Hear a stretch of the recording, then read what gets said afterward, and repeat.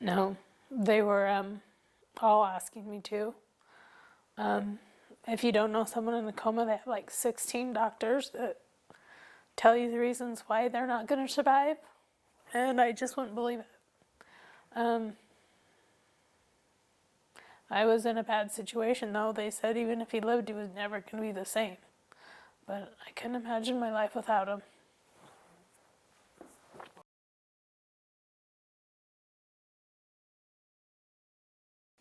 So will you please state your name?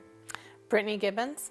Will you tell me a little bit about how you met my dad, Scott Gibbons? I met him at the NCO club on base here in Utah. We hit it off. He was the nicest guy there. We met, we dated for a year, and we're married about a year and 6 months into it. We had a fun marriage. We lived on base right where the planes took off, which was kind of hard. He went to Saudi Arabia 2 weeks into our marriage. That was hard, but he was fun to be with. He got me mountain biking. We had tons of fun. Hiking, he was a goer. Well, we had moved to Japan right after I'd gotten pregnant. You were born in Japan. I didn't have my parents around or anything. We brought you home 2 months into Japan to show everybody on a vacation, but your dad was extremely tired. At Christmas of '97, you were about 9 months. I brought you home to see my family for Christmas, just a short trip. I remember hugging your dad saying I didn't want to leave him because I just had a bad feeling. And I guess the day after I got here, I got a call from Dr. Bloodshed. I remember that name very well. Called me in the middle of the night and said, something's happened to your dad. He's had an aneurysm and we're going to fly him to Tripler. We need you to fly to Tripler and he'll probably die in flight. We were flying to Tripler, which is a hospital in Hawaii. So as you can imagine, everybody on that flight was happy. And I was just scared to death. And the lady was mad at me for being ornery, and I told her what happened, that I wasn't going to see my husband alive. And she's like, I'm so sorry. And then we finally get there, and I get to the hospital after a 7-hour flight. And your dad had made it, so I got excited. And that hospital downplayed his incident, so they flew us on to San Diego. And I guess the whole time we were flying to San Diego, his aneurysm was still bursting because Tripler didn't see it. And when we got there, he coded. Code blue means died, but he was revived, but he was never the same. They whisked him off to surgery to try to repair the aneurysm. He was in surgery for 16 hours, which is unheard of, really. They brought him out, and he never woke up. They kept waiting for him to wake up, and the longer he didn't wake up, the worse the signs were. He was on every kind of IV. Imagine he had 16 lines of IV and medicines and stuff. He was a mess. Didn't look the same. I had lots of support. The doctors were very, very doom and gloom. And so I had to go to the library and read up on things like that. And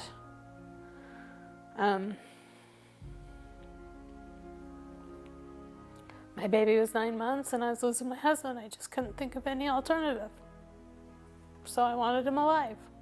That was difficult because they retired your dad medically and transitioned, so I had no pay coming in, and I had nowhere, I had no car, none of my stuff, and my mom took you, so I was by myself and trying to figure out how I'm gonna get this man better and face a lot of days with heartbroken. Comas are very strange. They have to tape the guy's eyes shut. Obviously, you can't get up and go to the bathroom, so there was bed sores, so sometimes I would hold him up because he'd get very sore. I thought showing signs of being in pain was him waking up, but it wasn't. Comas aren't just what you see on TV where they just lay there and sleep. There's lots of things that happen. Their eyes do random movements. Their joints do random movements. So I don't know. He kind of came up. He woke up one day and it wasn't what I thought a wake up would be. He was just very different, very scared, picked everything, picked at his skin. It's just a very slow process.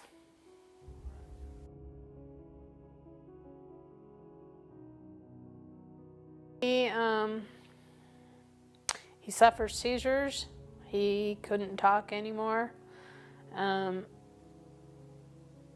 After a year or so, he started to talk a little, but not a lot. His voice was totally gone because he was on life support for so long that the tracheotomy took his vocal cords.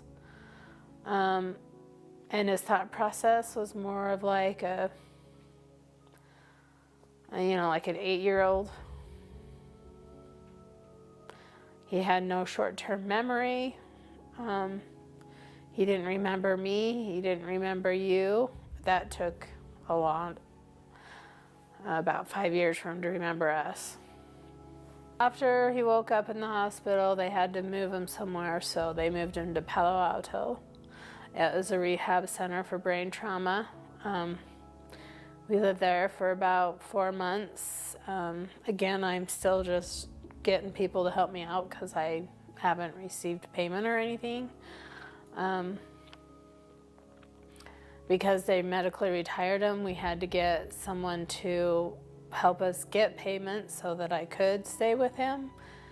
And my mom was still taking care of you, so those were hard. And then I wanted to come back, so I had to get Senator Hatch to help us get back here in Utah because your dad's medical bills were so high that no one wanted to take him on.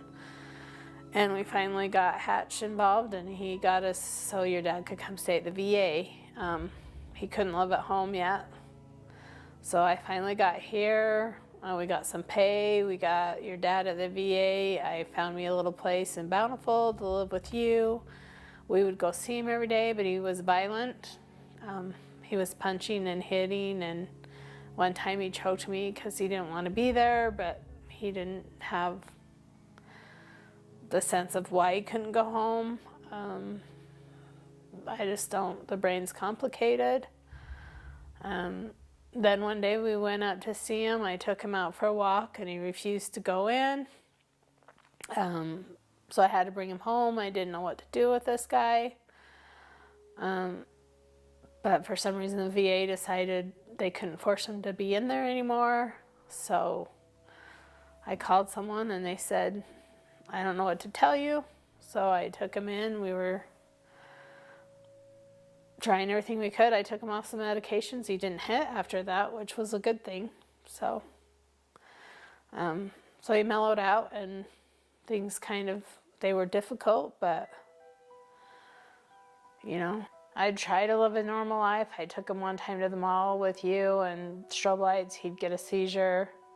So every time it got loud and crazy, we'd have to just hurry home or he'd get an ambulance ride. So I kind of ended up isolated a little bit. There just wasn't much I could do because your dad couldn't be by himself, and taking him places always ran the risk of seizures, and he couldn't hold a conversation and he had a hard time eating, so you didn't want him choking anywhere. So we just kind of stayed at home a lot, which I felt bad because I was trying to get you with friends in preschool, but it just didn't work out. Well, I think I was pretty young, and this all happened, it started when I was 25, and at 35 I felt like my kid's getting older, I want to be able to go camping, I want to be able to go do things, and it just, your dad just needed to be taken care of by a hospital, and I just wanted to not be home all the time. I wanted to go to work again because I wasn't able to work, and I enjoy the job I did, so I wanted to get back into it. So after years of trying, I gave up, I guess, and I learned that life is long and it is very hard to take care of someone 24/7. And I don't know if age makes a difference, but I really wanted to change my life. I was sad, but I didn't want to live at home anymore, be at home all the time. I wanted to do things with, and be free to do things and take you places and stuff like that.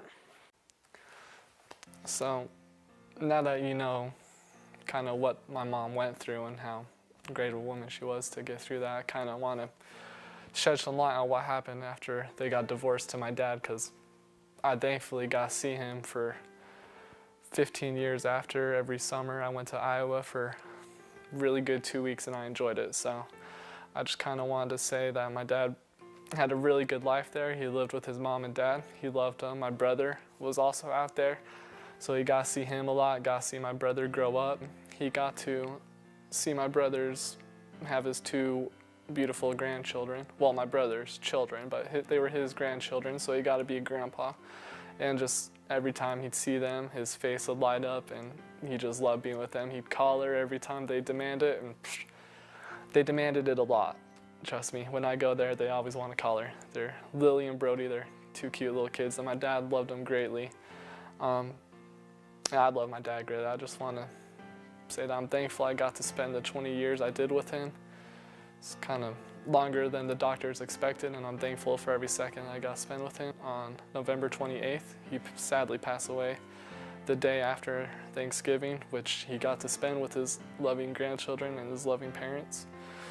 And he was with family when he passed away. He passed away peacefully from another aneurysm, but yeah, that's kind of, he lived a great life. He got to visit the world while he was in the Army before his accident. He got to meet a beautiful woman and my mom. Even though a lot of people kind of ask my mom why she let him live, they don't think my dad had a good life after the accident. I know in my heart, and just looking at my dad every time I visited Iowa, his pearly whites, how big he was smiling, and just the cheesy jokes he would always say, and my goodness, they were some of the daddiest jokes I've ever heard. But I know he really did love life, and my mom did the right thing by keeping it alive, and I'm thankful for her and for every second I got to spend with my dad. I love you, Dad.